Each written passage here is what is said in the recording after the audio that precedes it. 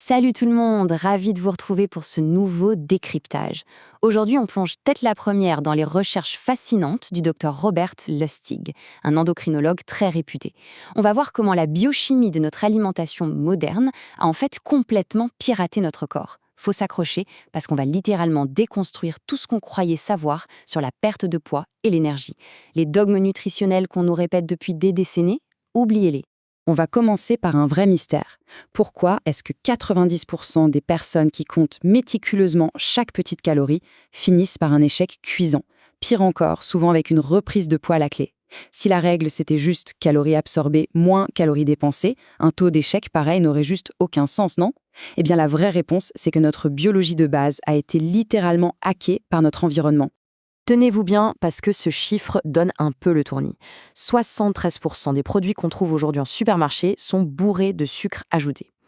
Et l'industrie agroalimentaire ne fait absolument pas ça par hasard. Elle sait très bien que le sucre pousse à consommer toujours plus. Quand on évolue dans un environnement aussi saturé, on comprend vite que l'échec des régimes n'est pas du tout un manque de volonté. C'est juste le résultat d'un système conçu de A à Z pour court-circuiter nos signaux naturels de satiété. Allez, on passe à la première partie, le mythe de la calorie. C'est le moment de s'attaquer à cette énorme erreur de compréhension sur la façon dont notre corps gère l'énergie. Alors, c'est quoi exactement une calorie? À l'origine, ça se mesure dans une machine qu'on appelle une bombe calorimétrique. En gros, on incinère un aliment et on mesure la chaleur qu'il dégage. Sauf que, petit détail, notre corps n'est pas un incinérateur. Notre métabolisme repose sur nos mitochondries. Ce sont ces minuscules petites usines à l'intérieur de nos cellules qui créent de l'énergie chimique. Donc, juger un aliment juste sur la chaleur qu'il dégage quand on le brûle, c'est un non-sens total sur le plan biologique pour nous. Et l'absurdité du comptage des calories, elle saute aux yeux quand on compare le glucose et le fructose. Pour l'industrie alimentaire, c'est pareil. Une calorie reste une calorie, puisque ça dégage la même chaleur. Mais biologiquement parlant, c'est le jour et la nuit. Le glucose, c'est littéralement le carburant de la vie. Chaque cellule de notre corps s'en sert. Le fructose, par contre, bloque le fonctionnement de nos mitochondries et seul notre foie peut s'en occuper. Et devinez quoi? Le foie le traite exactement comme il traite l'alcool. À forte dose, c'est une vraie toxine pour notre métabolisme. Ce qui nous amène à la section 2, le plaisir face au bonheur.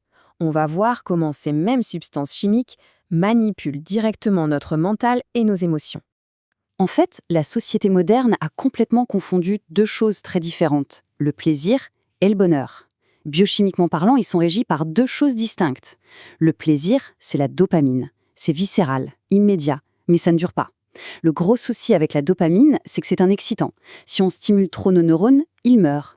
Donc, pour se protéger, le cerveau diminue ses récepteurs à la dopamine. Résultat des courses, il faut toujours plus de stimulation pour ressentir le même effet. C'est le principe même de l'addiction. Le bonheur, en revanche, c'est la sérotonine. C'est apaisant, ça dure dans le temps et ça ne détruit pas ses propres récepteurs. Mais le vrai drame, c'est qu'un excès de dopamine finit par détruire la sérotonine. En cherchant constamment le plaisir immédiat, on bousille littéralement notre capacité à être heureux sur le long terme. C'est un sacré cercle vicieux. Section 3. Le fructose et la résistance hormonale. Voyons un peu comment ces découvertes se répercutent sur nos hormones au quotidien. Pour bien mesurer l'ampleur des dégâts, regardez un peu cette statistique. Un petit déjeuner standard servi dans les écoles américaines, avec céréales sucrées et jus d'orange, ça contient environ 41 grammes de sucre. Sauf que la capacité maximale du foie d'un enfant n'est que d'environ 12 grammes de fructose par jour. Ça veut dire que dès le matin, avant même d'avoir commencé la journée, ces enfants se prennent une surdose métabolique massive. C'est ni plus ni moins qu'une intoxication hépatique quotidienne. C'est là qu'une étude clinique de l'Université de Californie prend tout son sens. Des chercheurs ont suivi des enfants pendant 10 jours. L'idée, retirer tout le sucre ajouté et le remplacer par de l'amidon. L'apport total en calories restait exactement le même, et les résultats sont tout bonnement incroyables. Sans perdre le moindre kilo, tous leurs indicateurs métaboliques se sont améliorés. Baisse de la tension, baisse de l'insuline, et côté comportement, après 5 jours de sevrage un peu compliqué, le brouillard mental s'est complètement dissipé et leur concentration a explosé. Tout ça uniquement en changeant la nature des calories, pas leur quantité. Pour piger comment c'est possible, il faut faire la connaissance d'une hormone super importante, la leptine. Elle est produite par nos cellules graisseuses et agit un peu comme le thermostat de la maison. Quand on a stocké assez d'énergie, la leptine monte au cerveau et dit « c'est bon, le réservoir est plein, on coupe la faim et on peut se dépenser ». C'est notre régulateur naturel de l'appétit, tout simplement. Sauf que, voici comment ce système génial se fait hacker. Tout part de cet excès de fructose qui vient s'accumuler sous forme de graisse directement dans le foie. Ce foie gras, il va créer une résistance à l'insuline, ce qui force le pancréas à en produire encore plus. Et c'est là que le piège se referme. Un taux d'insuline constamment élevé, ça bloque complètement le signal de la leptine vers le cerveau. Le cerveau, devenu aveugle, se dit « alerte, on meurt de faim ». Du coup, qu'est-ce qu'il fait? Il nous dit de rester sur le canapé pour économiser l'énergie et il nous pousse à dévorer tout ce qui passe à portée de main. Vous voyez, ce n'est pas du tout une question de volonté, c'est notre biochimie qui prend le contrôle. Allez, on attaque la section 4, toxines, fibres et graisses. On va jeter un œil aux complices silencieux de notre alimentation moderne. Faut bien comprendre un truc. Toutes les graisses ne se valent pas. Notre corps stocke la graisse à 3 endroits bien différents. D'abord, la graisse sous-cutanée. Elle peut encaisser jusqu'à 10 kg avant de poser problème, elle est même plutôt protectrice. Ensuite, il y a la graisse viscérale, liée au stress. Elle devient toxique au bout de 2 petits kilos. Mais la pire du pire, c'est la graisse du foie. Là, il suffit d'un quart de kilo, soit 250 petits grammes en trop, pour déclencher de vraies maladies métaboliques. C'est pour ça qu'on peut avoir l'air mince de l'extérieur, mais être gravement malade à l'intérieur à force de consommer trop de sucre liquide. Mais attention, l'alimentation n'est pas la seule cause. Il y a un autre joueur sur le terrain, les obésogènes. Ce sont des perturbateurs endocriniens qu'on trouve partout dans notre environnement, comme le BPA sur l'étiquette casse ou les revêtements en téflon. Ces produits chimiques imitent nos hormones et donnent carrément l'ordre à notre corps de créer de nouvelles cellules graisseuses, peu importe le nombre de calories qu'on avale. Ce sont des acteurs majeurs dans la crise mondiale de l'obésité. Et en parallèle de toute cette intoxication, on a développé une carence gigantesque, la chute libre de notre consommation de fibres.